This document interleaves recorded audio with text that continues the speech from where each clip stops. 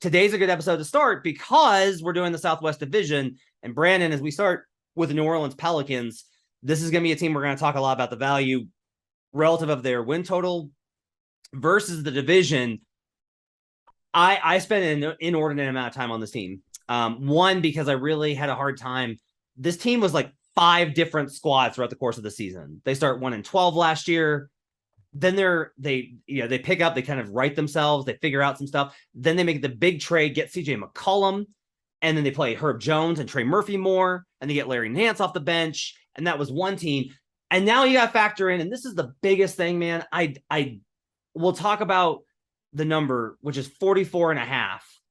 The first thing you have to do when you approach betting the Pelicans over under, Brandon, is we have to factor in it. The question is, how many wins do you assign the Pelicans based on Zion Williamson's availability? How much do you think he's going to be available? And based on that, how many wins does he add? I lost my mind trying to figure this out. What are your thoughts on Zion? Yeah, I had in my notes to ask you basically what you just answered, which is there more of a swing player for one of these teams? Not I guess swing player is maybe the wrong word, but a more unpredictable factor player. Like there are bigger swing players. If Giannis were to suddenly go out injured, that obviously is a bigger swing. But just in case of, we don't even really know. Like we don't know if Zion is something akin to Giannis if he plays, or if the healthy version of Zion is, fine. Or can the healthy version of Zion actually fit on this team? We don't know yet. We don't know how it works with Brandon Ingram. It wasn't always so smooth at times.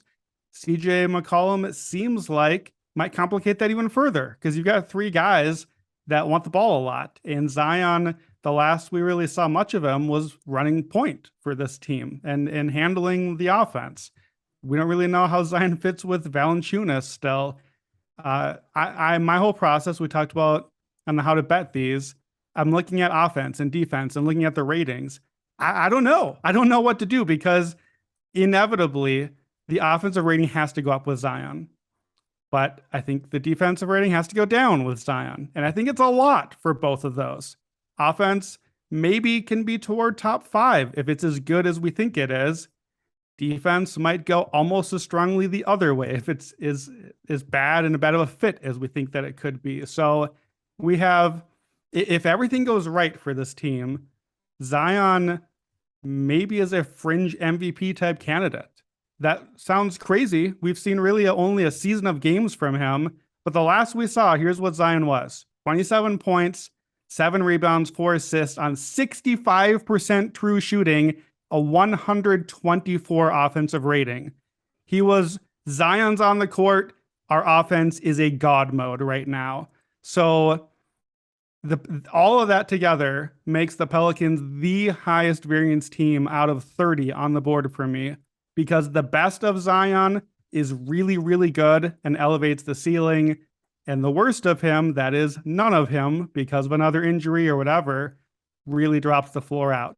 That's my answer for now. What do you do with Zion? So I got some more numbers for you, some more Zion love here for you. In 2020-21, the season that Zion mostly played, the most efficient player in the league that season was Stephen Curry. No surprise. In half-court possessions, right? Mostly half-court. Like the league's mostly half-court. These are possessions where you either shot the ball, got fouled, or turned the ball over. So it does not count assists. But of those positions, Steph Curry was the most efficient player in the league at 1.155. 1.1155. So 1155. Number 2 in the entire NBA was Zion Williamson at 1.151. That's a 0.004 differential between the most impactful offensive player of all time and Zion. That's how incredible he was. If you look at that and you turn and you say, okay, but the Pelicans were still pretty bad. You're right. Okay. With Zion on the court that season, the Pelicans had just a plus 2.1 net rating. They were minus 3.5 when he was not on the floor. Okay. So the key here is not that the Pelicans were the worst team in the league without him. So he's like the most impactful player in terms of wins and losses.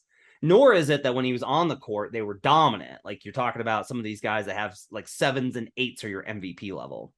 But with a roster as bad and young as they had, when you consider that they were still a +2 per 100 with Zion on the court, that's pretty much an indicator that this team, let's look at it from the betting angle, that's definitely a 500 team. If in the majority of the minutes you were a positive on a bad team, if we translate to this squad, which is went to the playoffs last year, sub 500, but went to the playoffs last season, Zion's impact, I don't do a lot of, oh, you just take this and then you add in his value and there you go. That's not how basketball works. There's give and take. You play Zion more and you're playing Jackson Hayes, whose lineups were really good last year, a little bit less. You're playing Jonas Valanciunas, whose net ratings were very good, a little bit less. When we look at the number for this, 44.5, Brandon, I will just go ahead and say I bet the under or over. I bet the over. It's in the app. I went ahead and put it in the app. It's in. I finally gave in. We have a better play here in a minute. I bet the over. And the reason I got to the over is after the 1-12 start, from then to the end of the season, they were a 500 team. After they added CJ McCollum to the end of the season, they were a 500 team. If you ask, like, well, wait, after they traded for CJ, they didn't get better? No, because CJ got hurt, Brandon Ingram got hurt, Jonas Valanciunas got hurt. Those 3 guys did not play together much to end the season. So we have I am putting their floor, sans Zion, at 41. So the question is, with internal development, more continuity, and Zion Williamson, can we get 4 more wins? I know you don't love that kind of construct. So tell me instead what you have them projected for.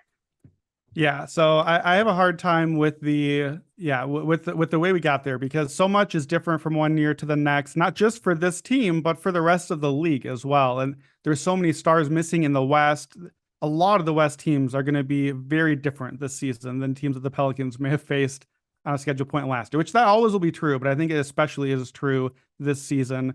So I have a hard time getting there, especially because, again, with Zion, I'm not sure there are many more unique players in the game as to how much they're going to change the way your team plays. Like Ben Simmons comes to mind, and we've talked about him a lot, and we'll get to him as just a guy that, whoa. I have to completely reimagine what your team looks like when this guy goes in, because everything about the geometry of both sides changes here.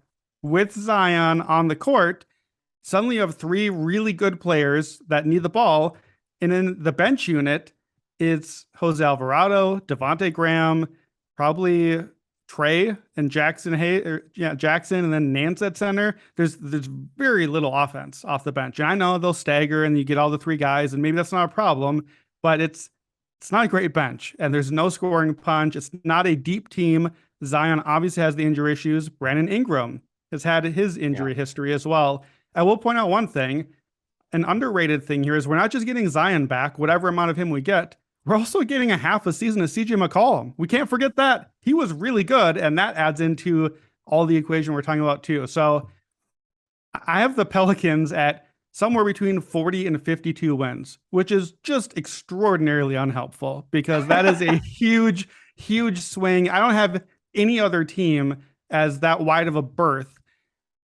As I've done this process, I'm going to not play a side, but I lean under here, even though you're like, wait, 44.5. Your number is 40 to 52. The middle of that is 46.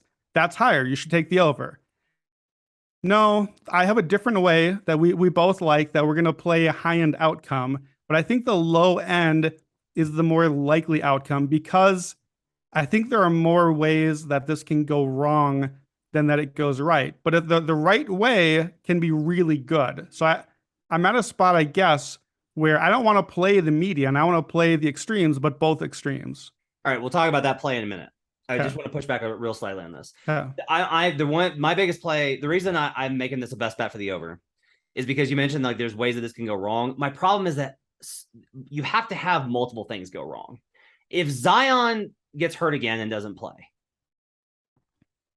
the rest of that team is still probably within range with internal development of like 44.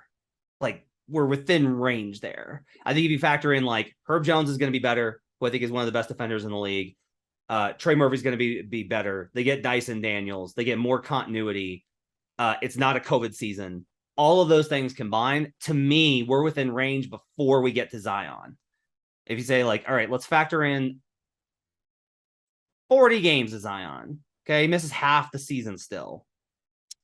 But there's like the other guys don't improve. Okay, Zion makes up for that. Like, this is my thing is I can't find a path for the under. Like, I can't find a path where this winds up as a 42 win team, a 41 win team, based off of like, I'd have to do too many.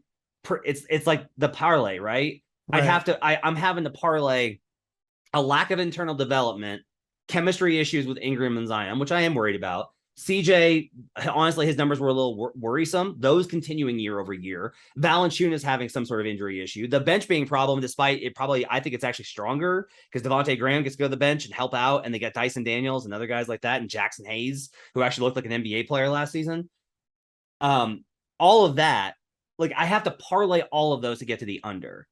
I don't blame you if you stay away from this because this does feel very variant, but my initial poll was this has got to be a stay away. But when I looked at it, I was like, yeah, there's a large range of variance. But my problem is like the variance for me is like 45 to 52. So my range for them is, I think, shorter than yours is. There's probably an outcome where it's like 42, right? 42 to 52 is probably like in that range. But for me, the outcomes definitely lean more towards 40. Like the lower optimum outcomes still come 45, 46, 47. However, the Pels are plus 410 to win the division. And that's a bet that you and I both like because of that variance, right? Yeah, that's the high end version of this bet. And it's partly due to the other teams in this division who we're going to get to. But it's the way to say, okay, at plus 410, we're talking about, what is that, like a 19% implied for the Pelicans to win the division. And that number is far too low for what the good outcome can be for this team. You and I disagree very much about the floor. And I think to what you're just saying, you have a hard time seeing the under, I think in large part because your prior puts them basically at 500. So now if they only need to get to 44, how can I possibly push down so low to get right to the very floor that's there? My floor for them is a little lower. So I think that's the difference. But it doesn't matter for the division. What matters is the ceiling and the high-end outcome. My model right now has the Pelicans at 38% to win the division. So we just said implied 19. That's literally double. My model would put Pelicans at plus 165, and part of that is because I'm really fading one other team in this division that's expected to be really good. But I think the Pelicans, the way that you want to play them, for me is I want to play both ends. I will play the division, but again, that doesn't mean, I'm not saying by that the Pelicans are going to win the division. I'm saying the Pelicans are going to win the division much more than their implied number, but I actually might look at Pelicans to miss the playoffs too, because for me, the low-end version of this probably puts them in that play-in race. And if you got the wrong guys missing, which is probably more likely if we're at the low-end version, maybe you just fade out and miss that way. So I kind of want to stay away from the middle because I don't really have a good idea what the middle is. If it goes bad, you have a point guard to run the team.